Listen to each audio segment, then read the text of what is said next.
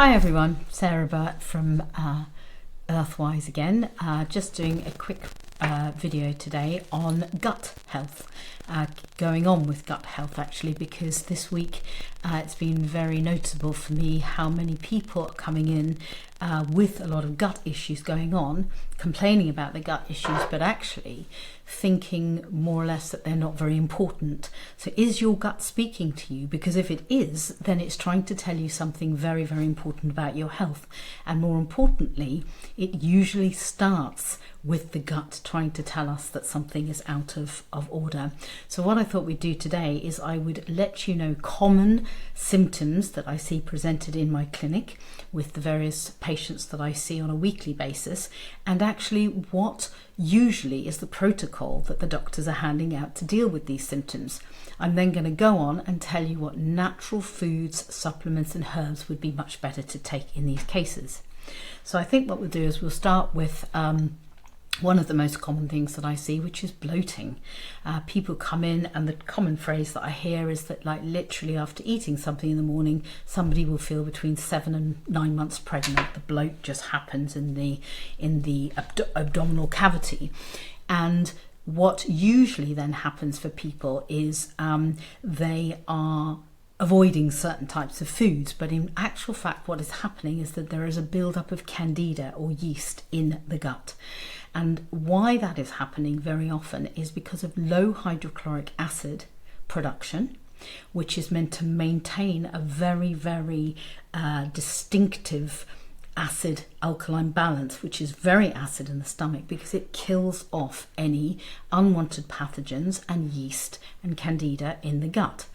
It then, if it's dysregulated and we don't have enough hydrochloric acid, what will start to happen is the Candida overgrows, the bad bacteria microbiome take over, and we've got a sort of system which is very, very full on fungal infection, which causes bloating because it's a little bit like a barrel full of apples with a lid on top, and the apples are sitting there fermenting.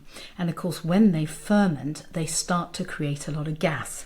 And so you've got all this build-up of gas from this too much Candida in the system, and that then just causes this massive bloat after eating. It will also cause sugar cravings, and of course this then leads to a bad cycle of just eating too many simple carbohydrates because that's what the body's craving, and on it goes.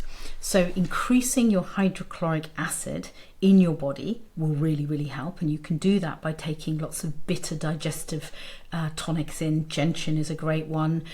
Globe artichoke is another tincture that is very, very good at promoting bile and therefore also promoting hydrochloric acid. And we can eat a lot of bitter greens before our meals. Rocket, endive, things like that are really, really good at stimulating the hydrochloric acid.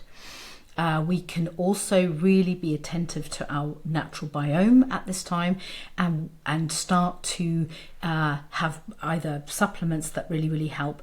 But first thing in the morning, what we could also do is have a quarter of a lemon freshly squeezed in warm water with a pinch of pink Himalayan salt, because this as well activates our digestive system, and it just means that we're on the hydrochloric acid levels will improve. Fennel and chamomile are also very important herbs if there is bloating, because fennel does really help to take down any distension. But really having those biome in our diet is very, very important too, because the next thing that will happen is that if that hydrochloric acid continues to be really low, we'll start to see acid reflux.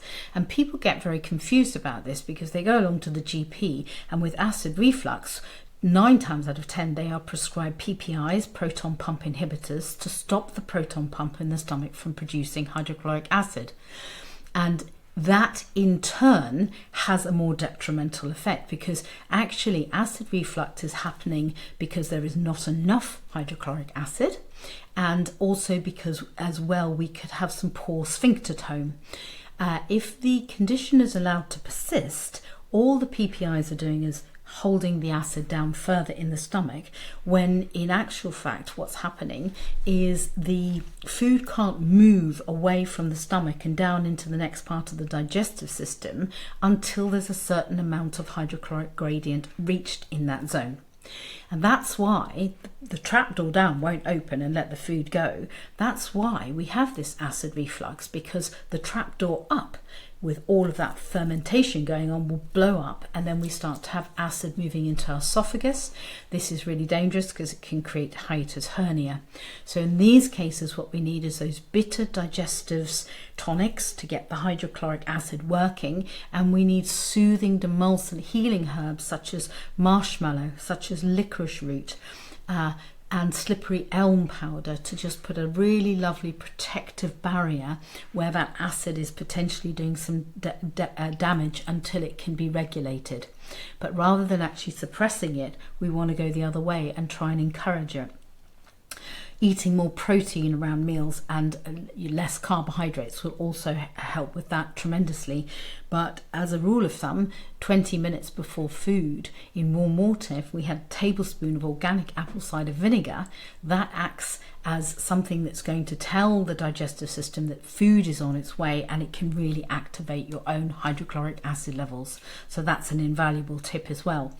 If that acid reflux continues in our system, then of course there's going to be a lot of wind and gas, and for this very often drugs like simethicone and also buscopan can be prescribed by the GP. And of course this is just masking the problem. The yeast building up because the low hydrochloric acid levels is the actual problem, and for that, you know, the digestive bitters, organic apple cider vinegar, fresh lemon juice in the morning are imperative. But also, if gas and wind are a problem, by taking some digestive enzyme capsules after eating or during the meal will really help the body just to get on top of itself and break down that food more succinctly. Because wind and gas comes from just a build-up of fermentation, really. Activated charcoal is also very good for wind. Peppermint and fennel are two very calming, soothing herbs as well that will actually help to take down gas build-up.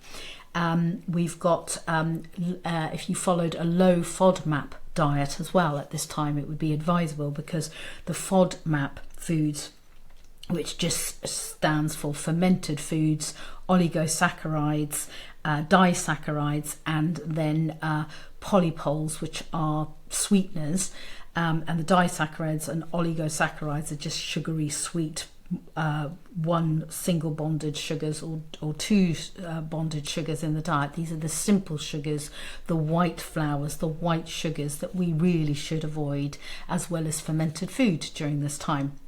That wind and gas often can be associated as well with constipation, which is another problem that I see very often in clinic. This is due to low bile production, and that's very much the liver and the gallbladder speaking to us then, but lack of fibre in our diets, and also a lot of dehydration. And of course, commonly we are prescribed laxatives, which are not good at all because they just scrape through the system. They increase the peristaltic movements in our lower abdomen, which can be quite painful, but they're just pushing the food out. They're not helping people at all. Fibrous foods such as psyllium husks and flax seeds, and foods that are high in fibre, pears are particularly good, prunes are particularly good, are much better than the scrapey bran type wheat bran fibres, because that just scrapes the stuff out. We want these soluble fibres because they absorb more water and then they help flush things out in this way.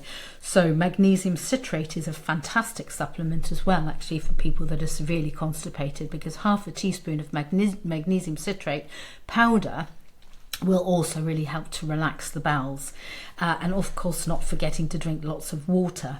And then there's the other side of things, of course, which is where the stool becomes much more watery and much looser, and that very often is due to stress. And of course SSRIs, serotonin reuptake inhibitors, seem to be the drug of choice at the moment, being prescribed for stress and anxiety disorders and any other mental health issues, which of course is not getting to the root cause of the problem, but certainly not doing much good.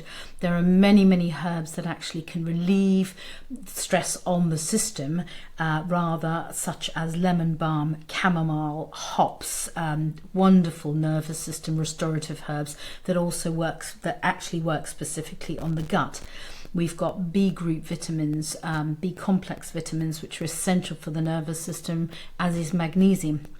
And then we've got the amino acid L-theanine, which is also really, really good for anxiety disorders. So always try to reach for the more natural products before going to the extreme of taking these supplements, drugs from the doctors, which often are just masking symptoms.